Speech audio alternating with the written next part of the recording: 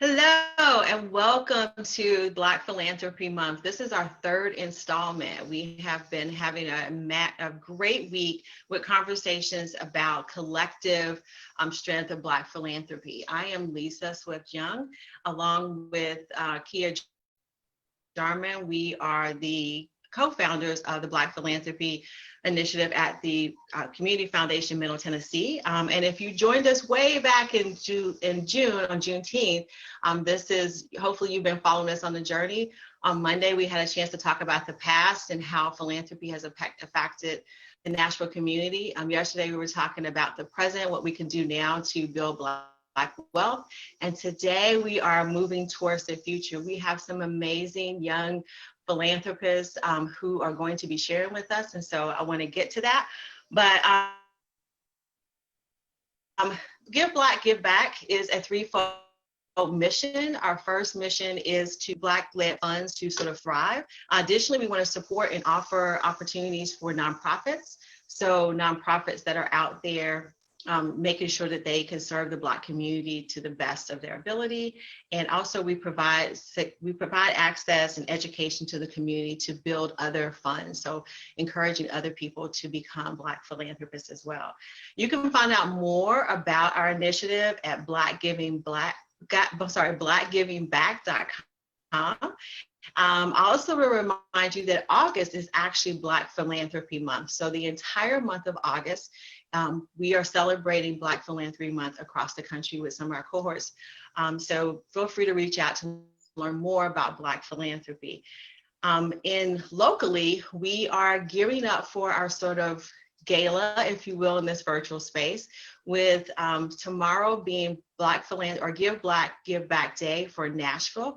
Mayor John Cooper has designated that day, so make sure you tune in again tomorrow to see some funds that are in the city that are Black-led, some of the great things that are happening right here in the Nashville community. So don't forget to do that as well. So today, as I mentioned, we are looking for the future, and we have some really great people online. We have Courtney Hale, who is part of Knowledge Bank, and he also has another fund that he's going to share information about. And then we have Jordan and Shayna Matthews with their particular fund. And so we're going to talk to them a little bit about how they, at such a young age, I'm much older, so at such a young age, really decided to take on this mantle of being philanthropists.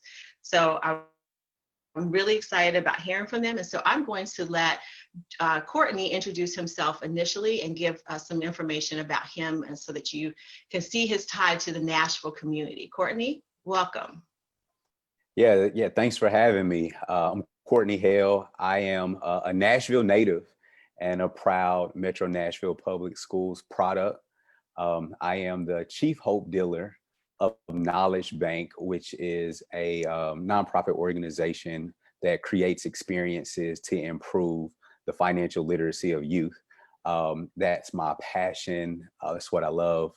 I believe that financial literacy is more than money. It inspires hope and helps us identify opportunity to realize our most unique gifts as humans. And so we do that with young people on a daily basis. I'm also the founder of the Tia Barbara Hale OGOT Memorial Fund. Tia's my wife.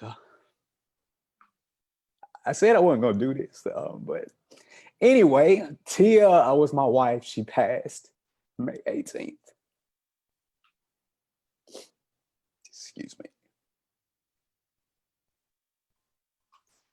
She was an awesome occupational therapist. She was a healer. And so I created a fund to continue her work with children in Metro. Her fund, we raise money to support occupational therapy and students in Metro, with the ultimate goal to hire an additional occupational therapist in Metro every year. I'm sorry, I didn't mean to. I said, I'm gonna get on here. I'm not gonna cry, but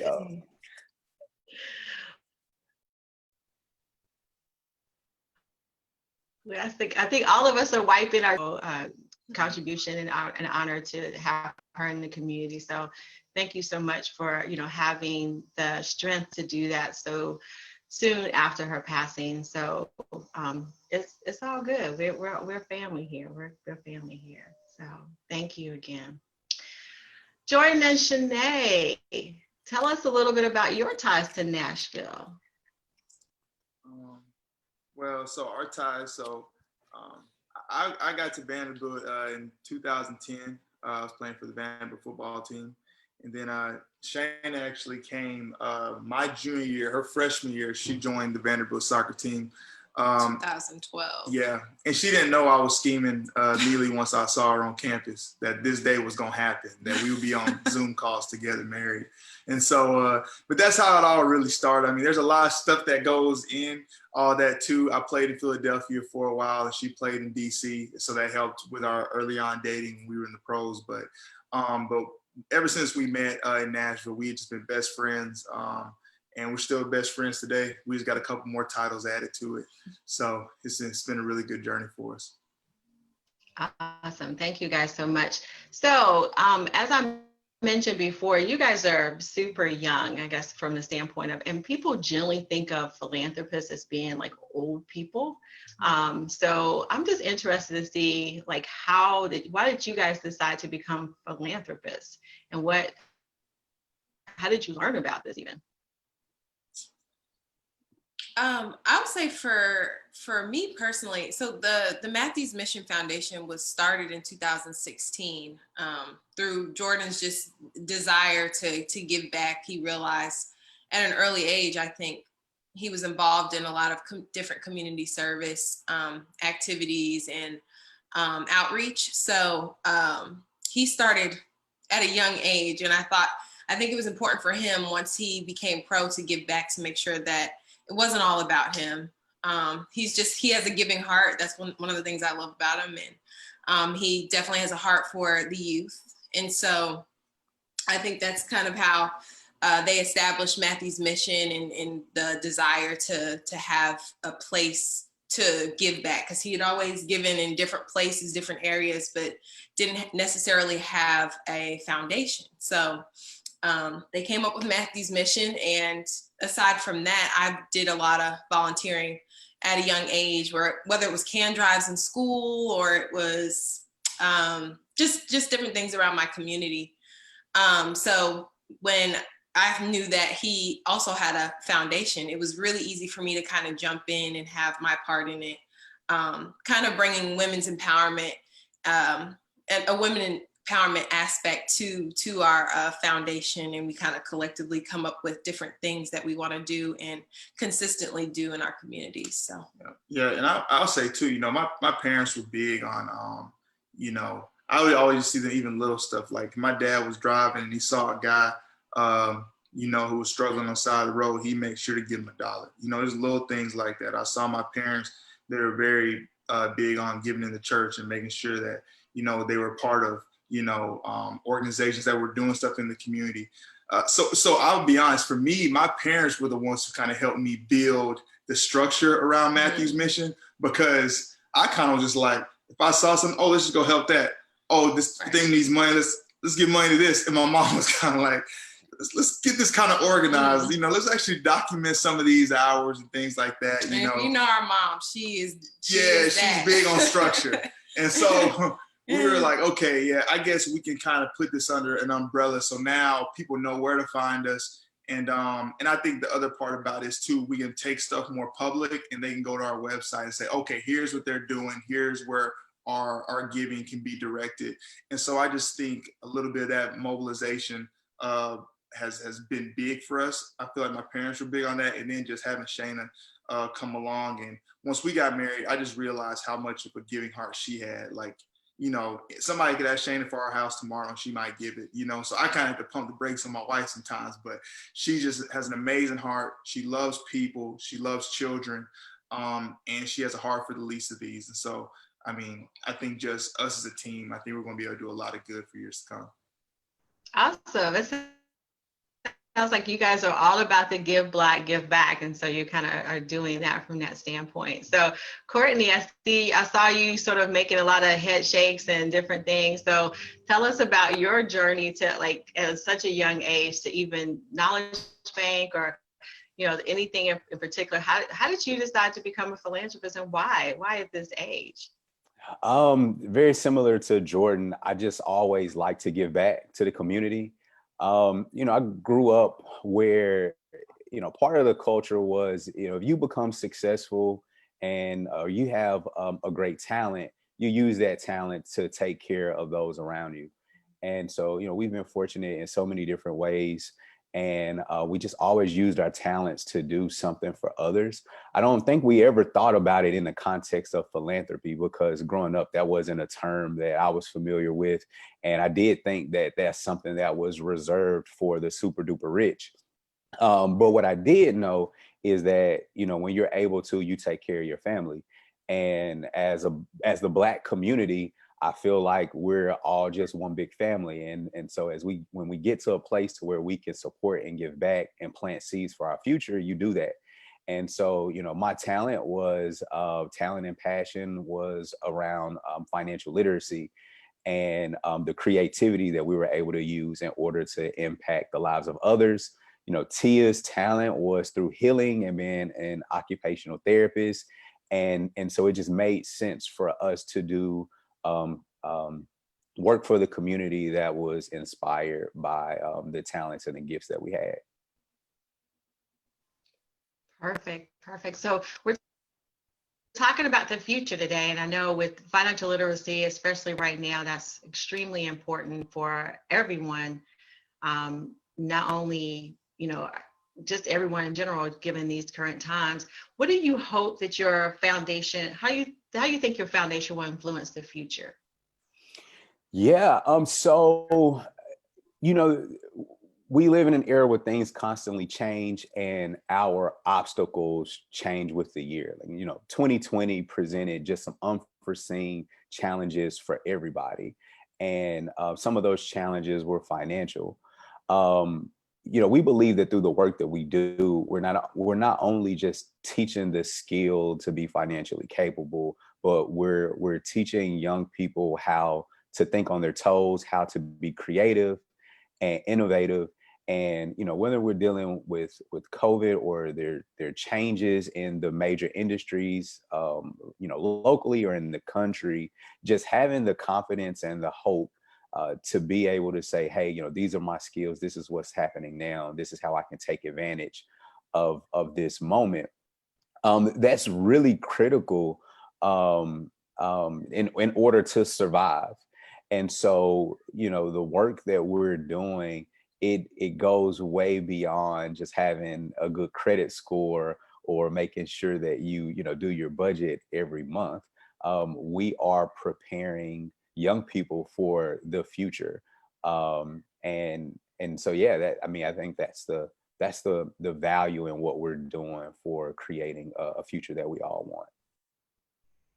Awesome, that's amazing. So Shana and Jordan, I'm going to ask you the same question. You guys started this foundation early, so in your lifespan, and so you have, I'm sure, have some great plans for it. How do you see your organization, your foundation contributing to the future? You want me to start, baby? All right. So I would say for me, you know, one big thing we're big on is investment.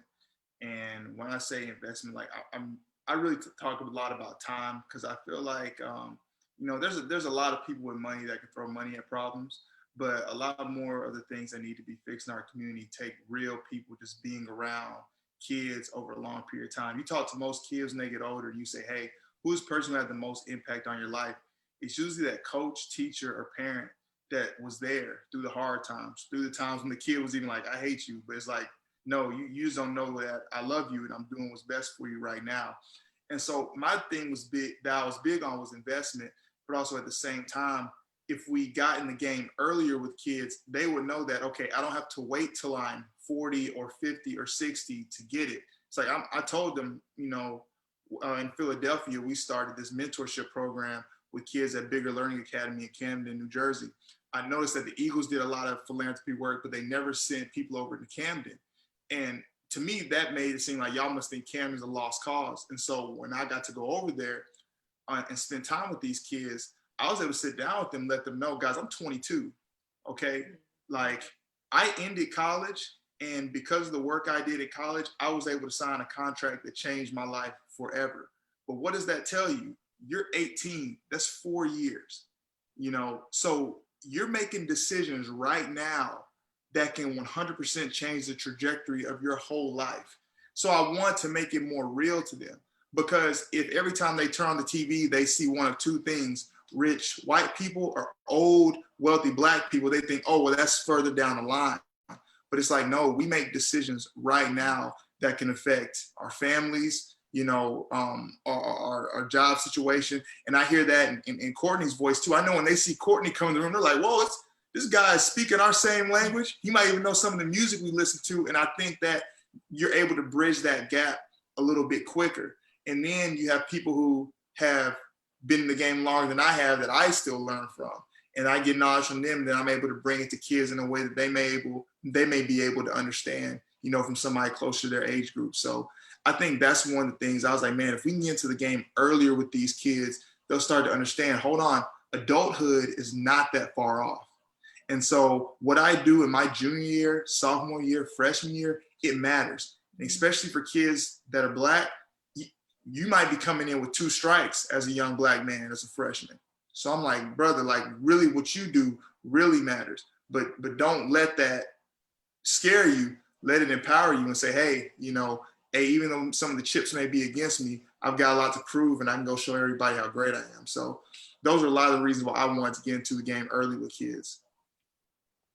I think my reasons kind of lie, they're pretty similar. I would say just the fact that at our ages, we're so impressionable now. So like anytime I'm talking to young Black girls, I feel like I'm a little bit closer to them where they can relate a little bit more, like you said. Mm-hmm. And it's just the fact that they may even feel like, okay, this isn't far off for me. I can attain this, or I can do this, versus, you know, if I'm older starting, then they might be like, you know what, I don't really have to worry about this until, you know, I'm 30, 40, or until I have all this money, or, you know, those types of things. So it just starts small. I think the intentionality with spending time with different groups of young children and young adults, I think that makes a huge difference to them, and kind of even their thought process, like what they're thinking about, because it's what they're able to see. I saw you hop in a couple of seconds ago. Did you have some more you wanted to add to that sort of why now? Yeah, I so Jordan said something that really clicked for me, which was that sometimes young people think that the goal that they need to be working toward is so far away, but there's so much power in now.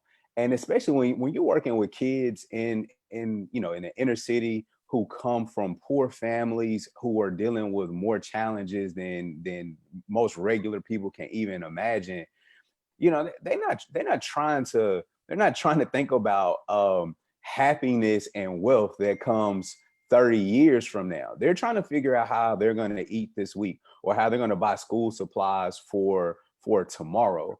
And so what we do with our work is we teach them entrepreneurial skills, things that they can leverage in their own neighborhoods, things that give them hope. I talk about my title being the chief hope dealer. That's really what we're doing. It's inspiring hope, but also being able to seize the power of now. The direction that our work is going in, it's being able to embed financial literacy into some of the traditional academic subjects that are already being taught. Because I mean, we live in a capitalistic society. And so if you think about it like an ocean, like you need to know how to swim in order to make it here, right? But unfortunately, we're not teaching anybody about money at any level or any age. And so it's literally like somebody just throwing you to the ocean and say, hey, hope you make it, you know? And so we're teaching kids how to swim. And so what we're doing is like, hey, we have a unique opportunity to teach financial literacy while we're teaching these other subjects. So we can teach math by also including themes of money within that instruction. We believe that you can teach English language arts with themes of financial literacy. And so we're designing some of that curriculum now, because I think that that's the programming that fits the era in which we live in.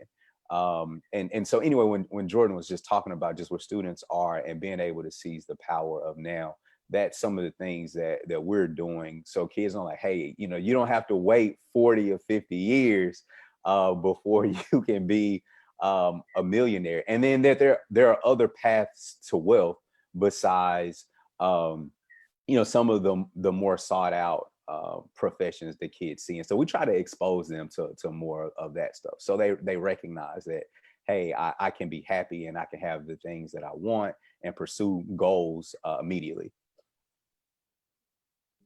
Perfect. So that kind of takes me, I was kind of thinking as you guys were going through, one of the things that people, as a philanthropist myself, one of the reasons that I started to give is because there's such a, I guess the best way to say it is a high of giving, right? And so there's been some experiences that just giving back has just really truly blessed my life in a lot of different ways. And so I'd be interested in hearing about what's been your, Shayna and Jordan, I'm going to start with you. What's your best giving experience? Like, just tell me about a story or a person that you just made you say, yeah. Well, I have one, and it's aside from Matthew's mission, but I just happened to be in the grocery store, and there was a woman that was checking out, and she was taking a long time, and it's crazy because I had prayed on patience and in a new season of being a mom. I think my son was probably like 3 months old at the time, and I just found myself being super impatient with things like whether it's a traffic light or just different things. And so I'm in this line and I could have easily gone to the next line, but I was like, you know what, I'm going to just wait here, let her finish, you know, because she was checking the prices for every single thing that was going up there. I'm like, did she not check the prices before she brought the stuff up to the register? Like, why does everything seem so new? And then finally, when it came time to pay, she had her card and it was declined. And she used another card and that one was declined. And I was like, man, maybe I was supposed to be here so that I can help. And so this was around the holidays. I think it was probably before Thanksgiving, probably like 2 or 3 days before Thanksgiving. And I just went ahead and I told her I would take care of it for her and she didn't have to worry. And she just like broke down in tears, and she was with her son. Her son was, I think he's probably like 10 years old, and he didn't really know what to do because he felt awkward. His mom was crying, but he was also thankful. So he told me thanks, and I asked him what his name was, and he had the exact same name as my son. And so for me, that was my giving experience where it just like gave me chills. Cause I'm like, his name could have been anything, you know? And here he is, impressionable age, probably like 10, 11, where he sees a moment where his mom is, you know, maybe struggling, and he sees the heart of someone else. Not necessarily, it could have been anyone, but it happened to be me.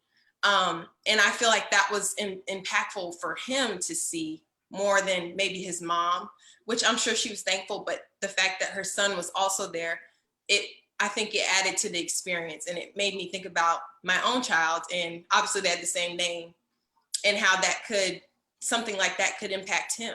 And so if more people are doing things like that, whether it's through a foundation or just, you know, from their heart, those are the kind of things that we need. Those are the kind of things we need to see. So yeah, no, that was my experience. I remember that. Yeah, she came home. He was pretty worked up that day. That was a really good experience, mm-hmm. And I think that did have an impact. I know when we were working with the kids in Philadelphia, my story is super short, but like I said, we had the mentorship program, and that was probably the thing that I had the most fun doing. I loved seeing that breakdown of the first day I came, and everybody had their phones out, and they wanted to put me on their Snapchat and tweet that I was there, to the 10th week when it was like, hey, Jordan, because that's what I wanted. I think the biggest problem a lot of times with a lot of things that go on in the world, we don't really see each other. It's all these labels. It's you this, you vote this way, or you believe this.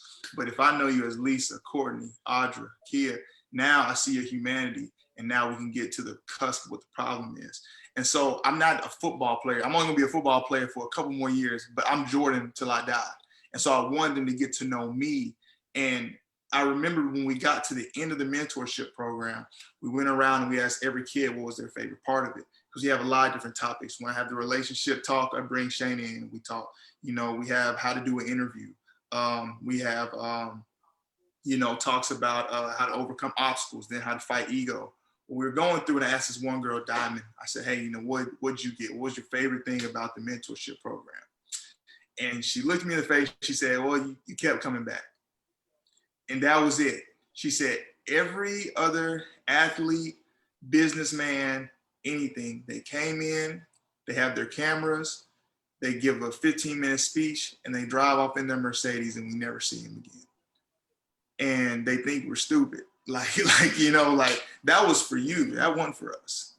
But then she was like, you kept coming back. And that's what I got out of the whole thing.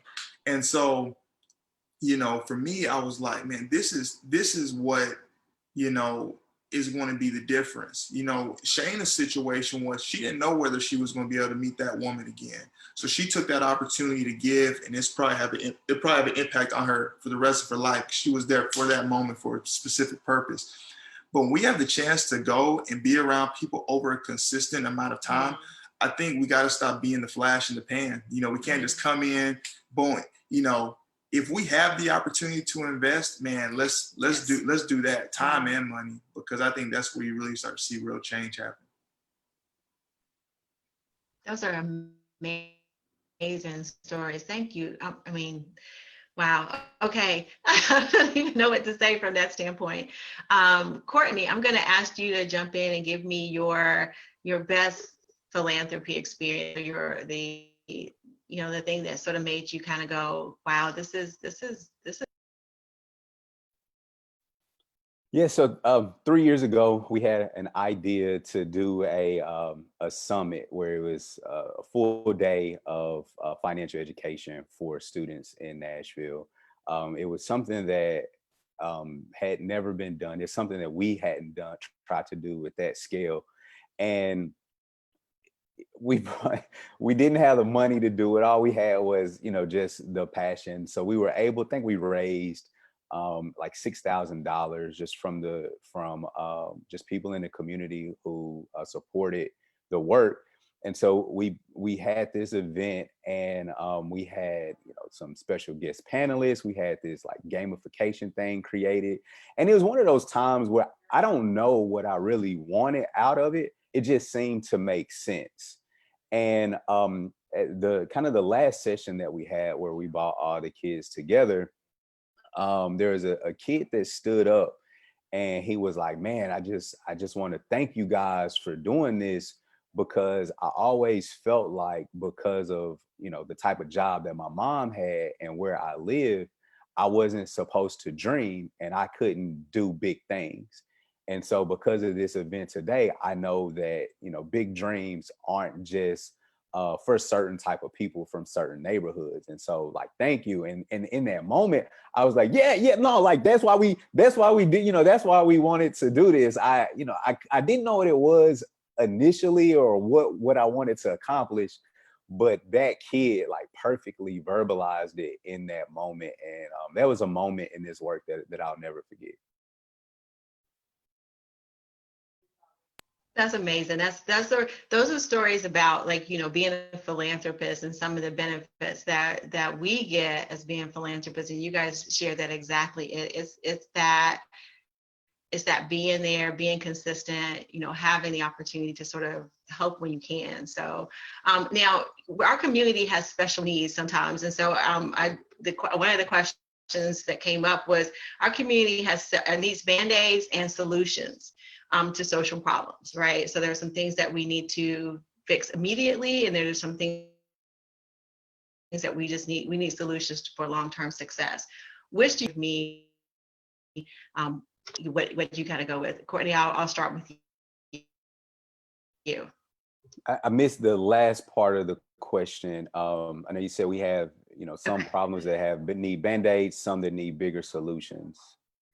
So the question was, which problems do you prefer to invest in and why? Yeah, I prefer to invest in the solutions, and I totally recognize the need for band-aids as well. Um, I consider myself to be a big idea person. I think that there are just certain ways that we think as a society that need to be changed, and I think I can tell those stories better and kind of galvanize support for big solutions and big ideas. And I don't know, it just gives, I don't know, it just gives me like the juice to get going, every day to just create something new, create new perspectives, design, you know, big solutions. Um, so I prefer the solutions. One of the things with the OGOT Memorial Fund that we created in Tia's legacy is the focus there is all about occupational therapy, and the average person has no idea what occupational therapy is. Like if you've broken a leg or something like that, you probably know about physical therapy, but then you start thinking about occupational therapy. But what is that? But the work that Tia did, she supported kids' abilities to want to learn and created just really creative approaches to learning. She oftentimes worked with students that weren't able to be helped by anybody else within the schools, but through her love and compassion, it created this desire to learn from those students. Kids that were traditionally labeled as being having behavioral issues, no, they actually had some type of diagnosis. And she'd always take this very non-judgmental approach with the young people that she worked with, and just like, hey, this is a kid that needs love, that needs to be able to learn, and she gave them an opportunity to be able to do that. When we were honoring her legacy, we had asked for stories, just that we could share through her memorial, that we could display and other people could see. And there was an overwhelmingly number of like testimonies that were sent in, and how their lives were changed forever. And what Tia did on a daily basis was change lives. She created big solutions, and she was moved by that every day, and I'm moved by the same thing every day.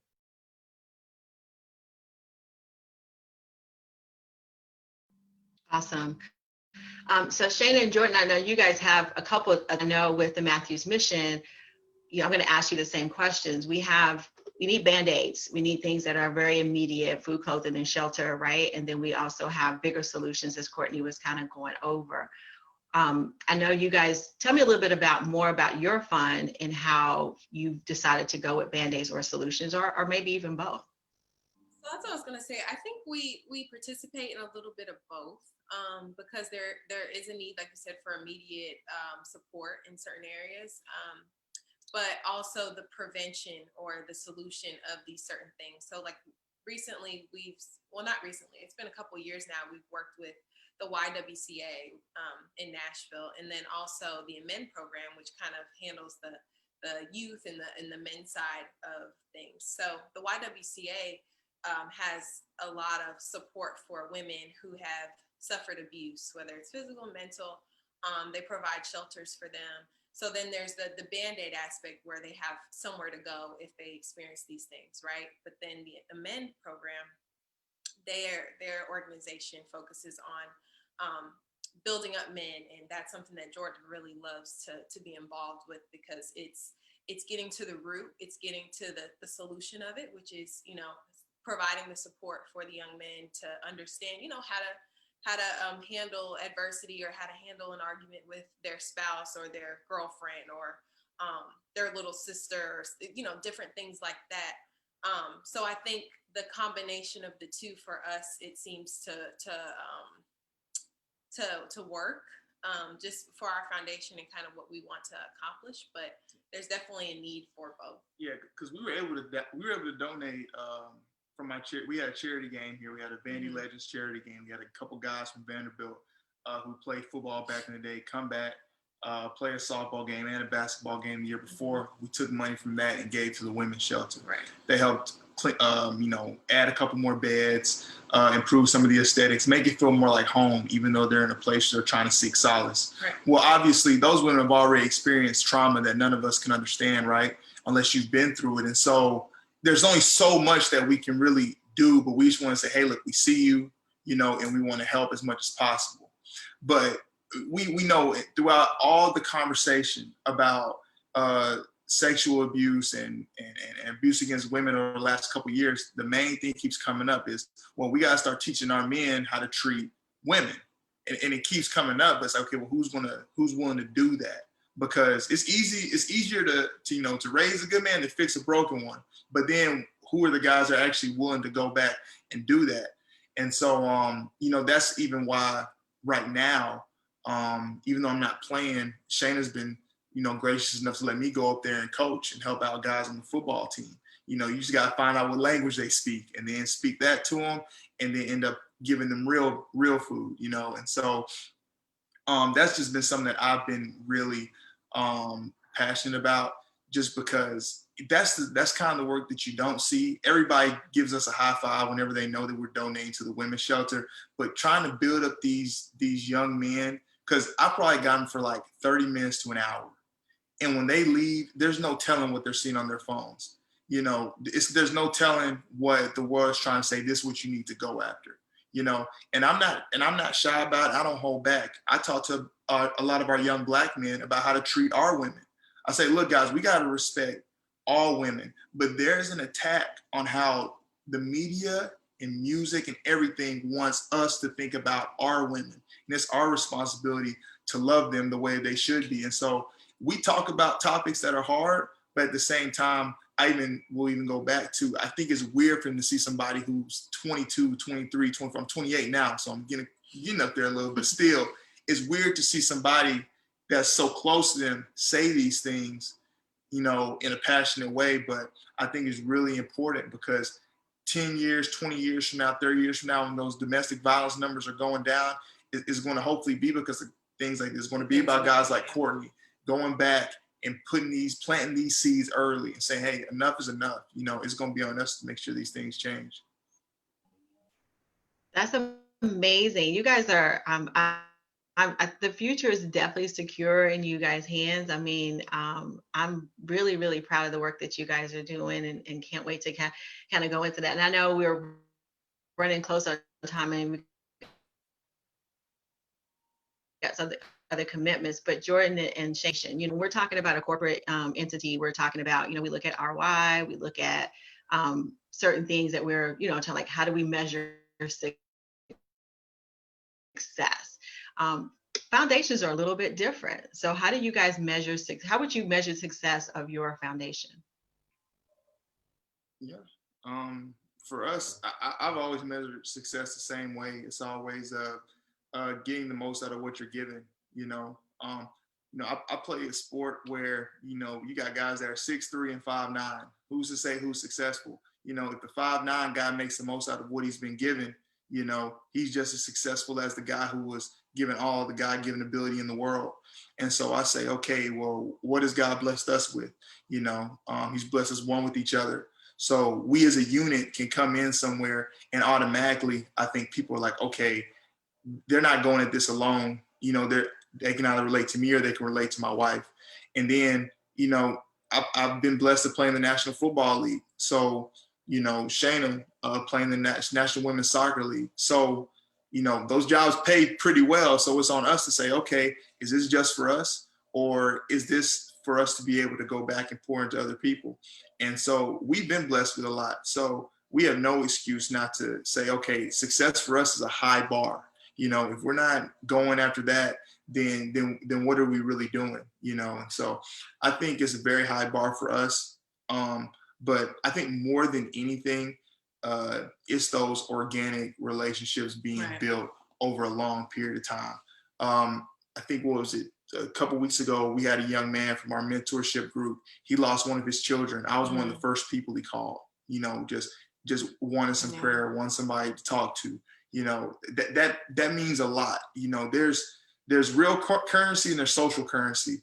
And I think that we don't talk about that enough, and just being there for people. And so, you know, and I can talk about countless times where I know people have called up Shayna because she was the one person that whenever they needed somebody to come give, she was there. Any of her friends said, hey, she's going to the foundation to see if she can give to something. And so I just think that it's a high bar for us, but we're trying to reach it every single day for sure.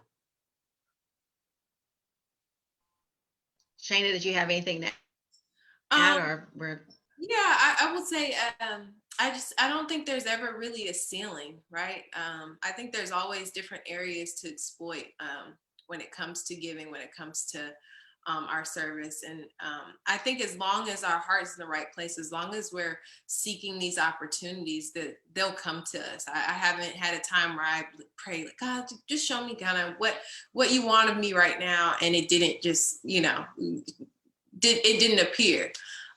So I think just making sure that we're collectively on the same mission, which is, you know, what Matthew's mission is about, really just making sure that we're both seeking to serve others in throughout our lives, whether we're in, like, I'm back in school, whether we're both back in school, actually, whether we're, you know, encountering a new phase of life, or, you know, doing the same thing, which is, you know, playing sports. I think it's just important for us to continue to have that heart for giving. And as long as we're doing that, I feel like we're living a purposeful life, and our mission is kind of, it'll keep thriving. Yeah. And I'll say this too, you know, because I know that with a lot of philanthropy work and a lot of people that give back, sometimes there's a vagueness to it. People are like, okay, how much are these people really giving? How much are they doing? You know, I'll be very transparent. You know, we moved 7 times last year, 9 times last year. Just, I was playing with the 49ers, then I wasn't, then I was, then the Eagles, then I was, then back to the 49ers, then Shayna playing, then she going to the World Cup.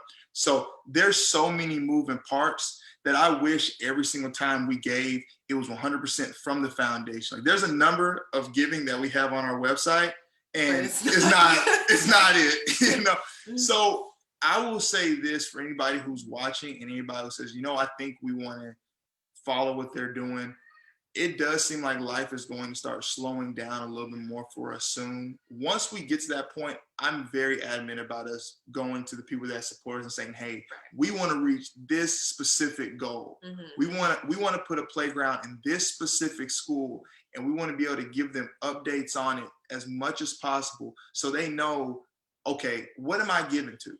You know, okay, where is this going? I want to be able to answer all those questions. Being transparent is harder right now, but I will say that, you know, as we get closer to, we finally got everything under one roof in Nashville. We're about to have another baby, so that's going to make us even more so say, hey, we got to start hunkering down soon. I think Shayna wants to maybe play in one more World Cup, casual, you know, but that's one thing that I really want to hone in on, is the fact that we understand when it comes to giving, people want to know where their money's going. They want to know that it's helping the people that they want to help, and we are committed to get to a point where we can give people all those answers through Matthew's mission. That's amazing. Congrats on the baby. Thank you for sharing that with us. I feel like we're a little privileged on that one. Courtney, I want to ask you the same question. Courtney, I want to ask you the same question. Well, how do you define success for your foundation? Yeah, so we define success in a couple of different ways. I think in the spirit of the big solution, we want to change our perceptions of financial education and the need as a society. We think that should be a part of all that we do. Anything that's related to youth development should have a financial literacy component. If it's school, if it's after school programming, if it's summer camp, if it's college, those people that run those organizations, we want them to say, okay, We know we have like professional development. We know we have the tutoring. We know we're working to improve testing, but we also need financial literacy. All right. And so that's one of our goals, is just as a society to push the need for that. And then our kind of more measurable goals is ultimately we want to change lives. We want kids to be inspired to reach their full potential and to not settle. One way that we measure that is through students setting financial goals. And our goals aren't just about the amount of money that they save.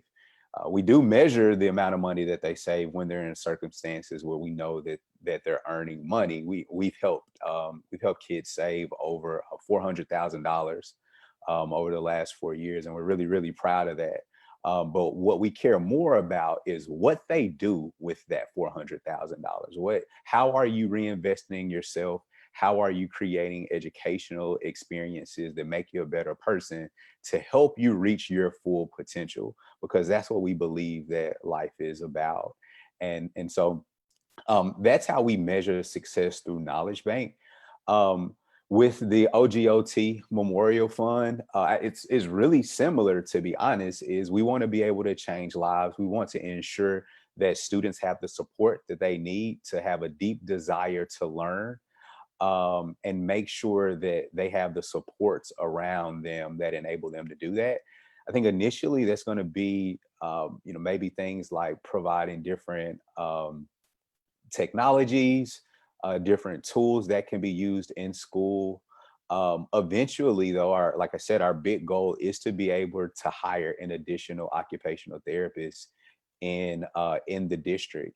And at some point, we have a big goal to where we'd like to see all public school systems add one additional occupational therapy position, because behavioral, I don't know if occupational therapy is often considered to be a behavioral health support. I believe that it is, from what I've seen through my wife. But all of our public schools need more behavioral health support.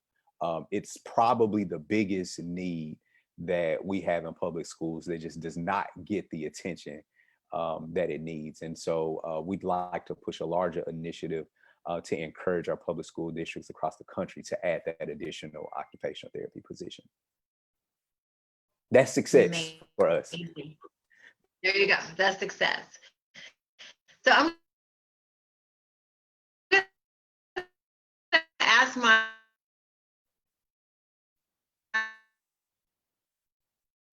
sort of people behind the Cox Foundation, close busy people if nothing else. And so, Audra, I'm going to give you, if you have any questions or any comments to any of our guests before we need to close out, I want to give you the page to be able to do that. Sure. First of all, I'd just like to say thank you. I'm just sitting here just amazed. You are certainly right, Lisa. Our future is safe and secure. God, if I knew even half the things that these young people know at their age, I'd be a lot further along. But anyway, I'm just excited to have the opportunity to hear, listen, to learn, and to be educated like others who are on the call with us today. But I wanted to ask you all if you all could give some advice to either parents, grandparents, aunts and uncles who may be listening on the call today. What type of advice would you give them in order to speak to young people who may be in their home, who need to start implementing some of the things as far as philanthropy, using this downtime wisely? And to your point, not getting distracted on other things and simply planning for a future and seeing themselves how in the future and not just now. Because I know I've got a 20-year-old here in my house, and he's becoming extremely frustrated that he cannot get out and do anything with his friends. And I'm blocking as many of the places that he'd like to go out and buy things, and tell him, take that money and put it in the accounts that we just opened for you, and to invest. So what advice would you give? Well,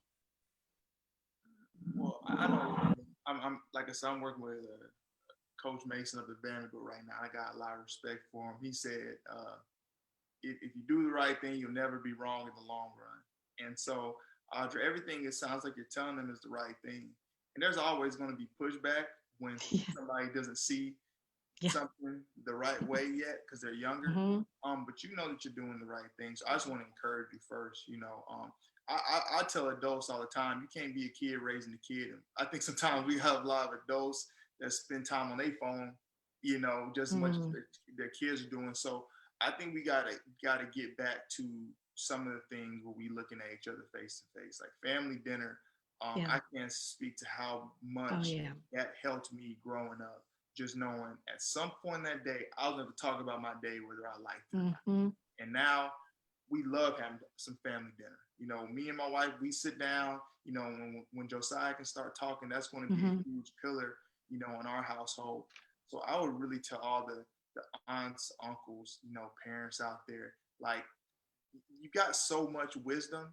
Don't lose this battle to the phone. Don't lose the battle. Don't lose this fight to Twitter or to Instagram. Because if you're not telling your kids what to think, somebody else is. Somebody else is telling your kids what to think. So don't feel bad about sitting them down. Hey, let's put the phones up and let's sit down and let's talk.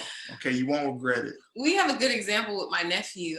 He'll be 15 this year, and all he talks about is how he's going to get his permit and how excited he is and stuff. And sometimes they'll come to visit. And there are things that he just does not want to do with us, whether it's on the bikes, whether it's, just different things that don't really interest kids that much. Or they don't really necessarily see the value in. We make them do it. We're like, look, you're coming. We're going to wait for you. You can take 10 more minutes, but you're still coming with us. You're going to get up. You're going to go to the grocery store with your uncle at 6:30 in the morning. Yes. You guys can prepare breakfast. So now, there's different life skills. Like he can make his own blueberry pancakes now and like oatmeal and different healthy things that maybe he didn't necessarily want to do or find important, but now it's just something that he can do and he likes to do. And it started from us kind of just making him do it. Like, you don't know what's good for you right now. We're gonna show you. But I also think because we're a little bit younger and I think he has like a healthy respect for us that he listens a little bit better. Not saying he listens all the time, but we have a different response. So I don't know if there's somebody that you trust or somebody that may be a little bit closer to your son's age or any of the parents or grandparents that are listening. They can have that kind of mentor in their life or somebody that can pour into them intentionally. I think that's also another route. Yeah, and the last thing I'll say is it's just that discernment, because there's some days where I know the right thing to tell my nephew, but he can't receive this right now. Yeah. So I might even pull back one day.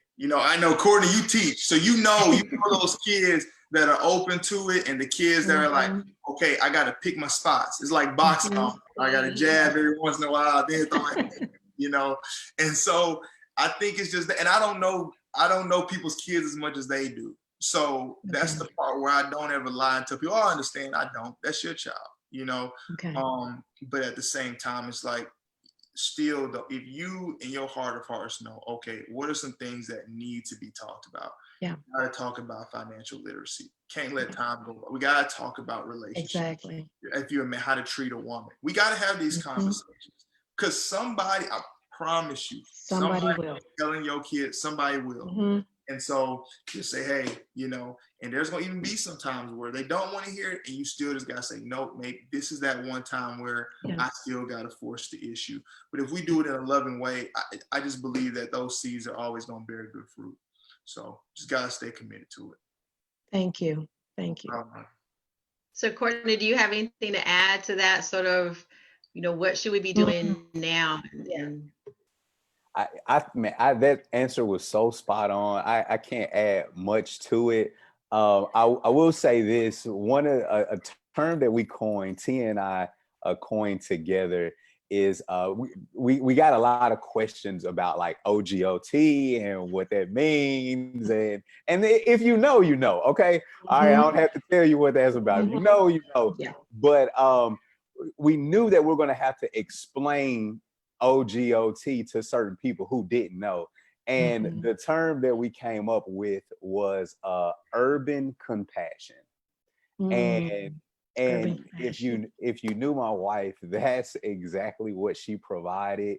She loved hard and she loved strong, but for a child, if you were doing something other than what she asked you to do, you truly worry what the consequences might be.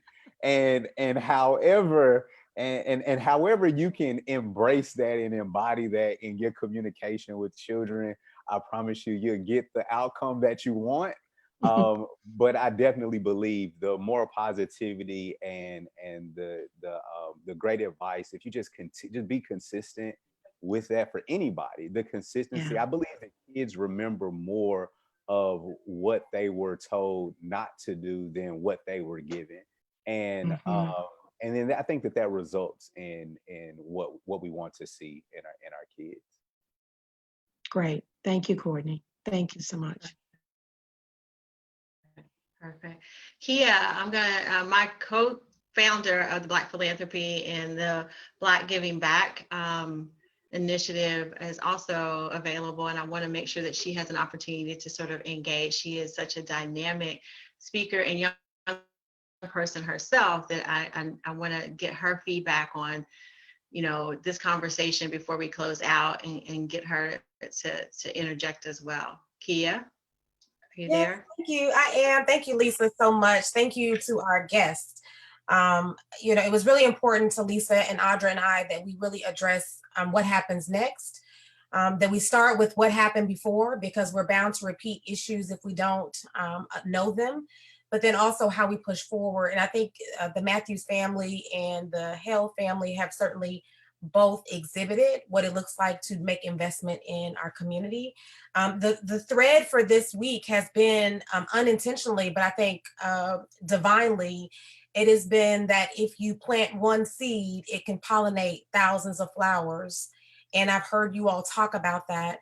The only other piece I want Courtney just to speak to, just for just like a half a second, because he has a young daughter at a similar age as my son, and the investment that you all made in Ever, I think is brilliant. Talk just really quickly about how you get young people to start thinking about saving and sharing, because you have the bank that does that exact thing. And I do want people to know, one, that that's available, so support the small Black business, but two, how can we get kids to just start thinking about now in that way? So Courtney, thank you, Lisa, for the great job today. Yeah, thanks, Kia. So we designed the Super Money Kid Bank, which is think about the old school piggy bank where kids put money. The bank that we designed has three parts, where there's one section for saving, one for spending, and one for sharing. It basically enables kids to build confidence and start planning out what they do with their money.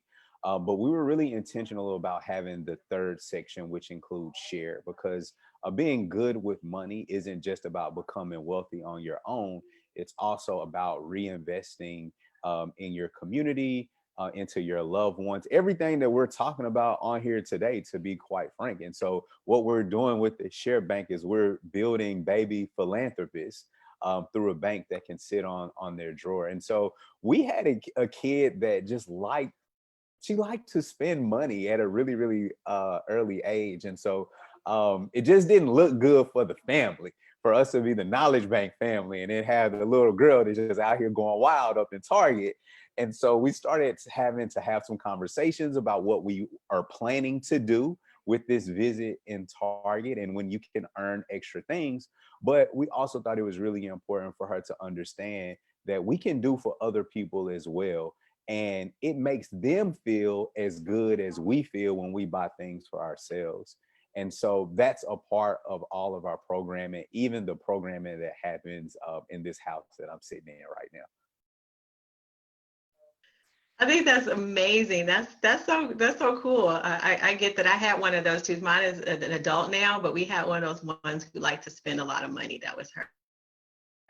That was her thing before. She's much better now. She's part of our foundation, so she's definitely turned the corner on that.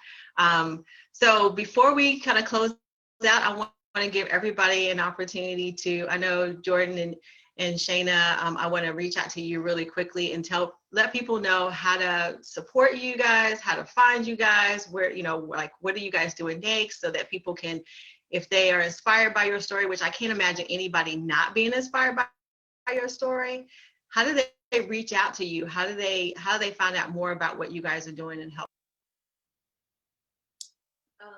So our foundation website is the Matthews Mission. That's our MatthewsMission.org. MatthewsMission.org. So that's our main, I guess, area to reach us through our mission. But we have Twitters, we have and our Twitters you have in our bios. You can go to the MatthewsMission.org in the bio. Just click the link, and then it'll take you right there. You can go see a lot of stuff we've been doing in the community, things we're actually planning on doing soon. So that's the easiest way to reach us. Yeah, I was gonna say probably Twitter. Is probably the easiest way. Yeah, we still millennials. It ain't hard to find us.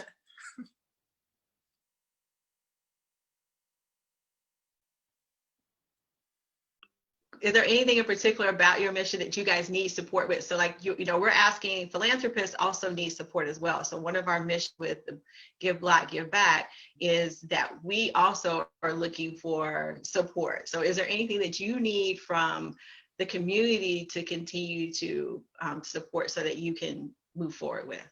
Right. So right now, we're about, I think in Nashville, they're 9 weeks away from starting actual school, like school outside of like the virtual world. And so between now and then, we want to provide school supplies, whether it's backpacks, just different things for the back to school, the delayed back to school. So that's definitely an area that we're focusing on in the next 9 weeks, raising money to be able to provide backpacks and different school supplies and things like that in the coming weeks. Yeah, there's enough for these people to be worried about with kids going back to school. So we're trying to ease any bit of burden. So Safe Haven is a organization that we're trying to go through in order to provide the backpacks and things like that. So if anyone's interested in their website, it's www. Make sure I say it right. Safehaven.org. Yeah, www.safehaven.org. So this is the family shelter that we're looking to provide the backpacks and different school supplies through. Perfect. Courtney, I'm going to ask you the same thing. How do people find out about either of your foundations? Just give us like Twitter, Facebook. Yeah. I know you guys don't use Facebook because you guys are millennials, but anyway. Yeah, the Facebook is there. You can find us on Facebook, Knowledge Bank Nashville. Everything that's on Facebook is pushed from Instagram, which is also Knowledge Bank Nashville. You can learn more about the TIA, the OGOT Memorial Fund by visiting tiabarbourhale.com.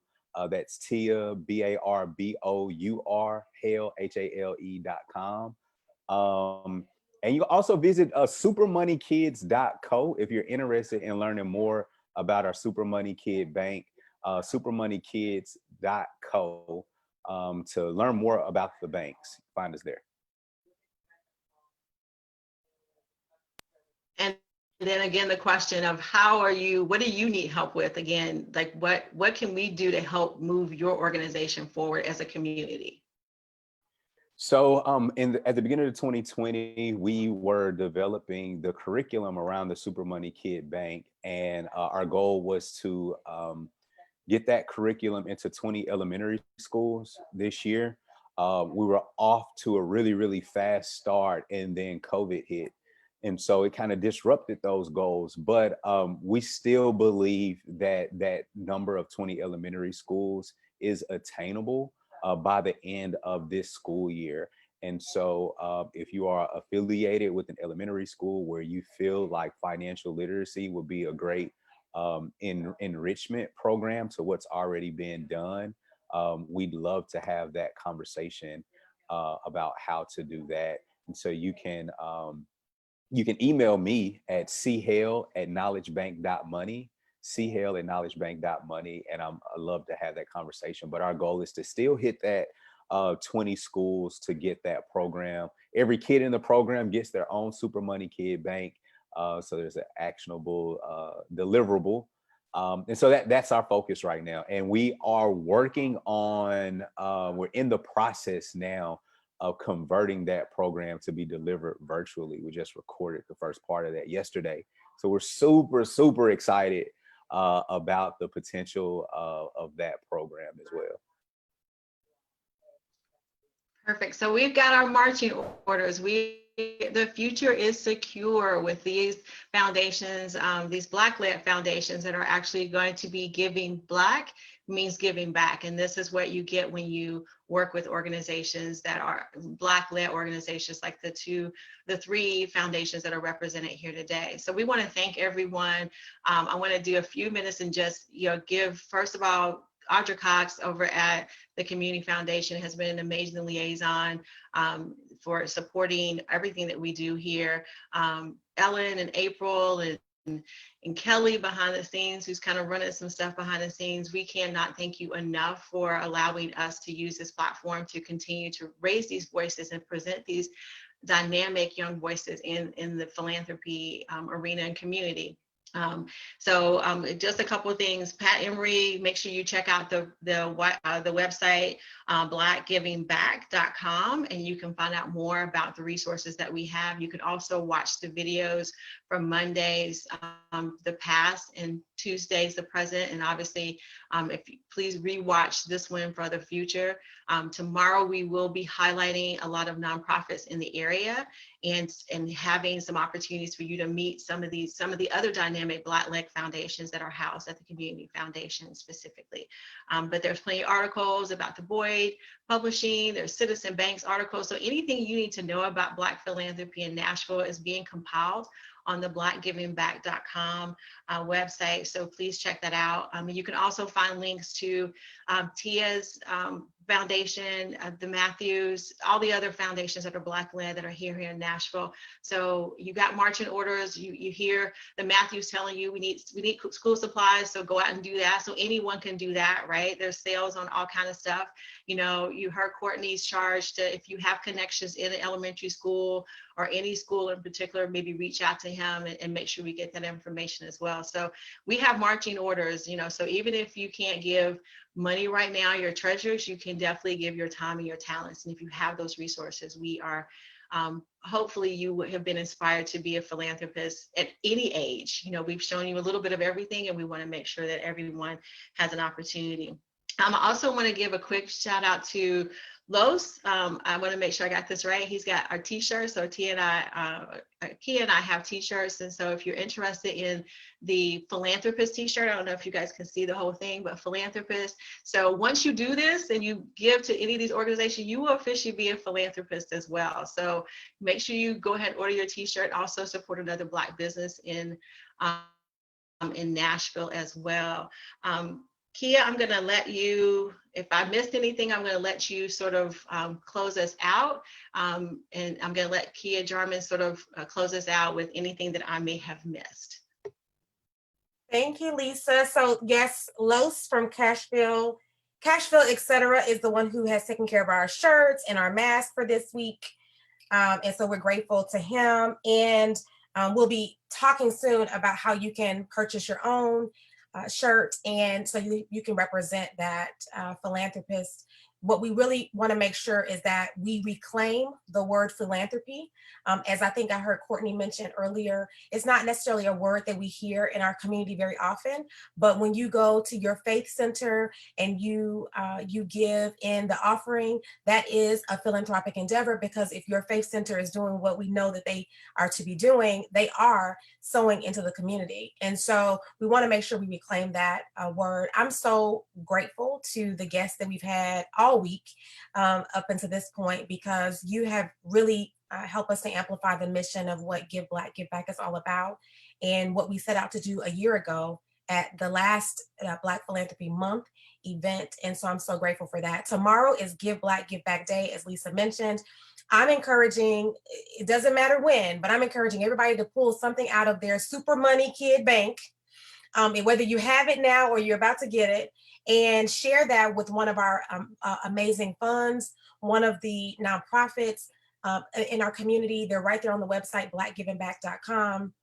Give to them, because that $1, that $100, that $1,000, that $1 million, we're not going to limit what your potential is, but that money we know will sow seeds for many, many years. And in 100 years, someone will be talking about you and what you've done on behalf of the community. So Audra, Kelly, Pat, Ellen, Amy, all those behind the scenes, we're so grateful. And we'll see you tomorrow, same place, same time, 10:30 at the Community Foundation of Middle Tennessee's Facebook page. See you all then. Thank you. Thank you, guys. Thank you, guys.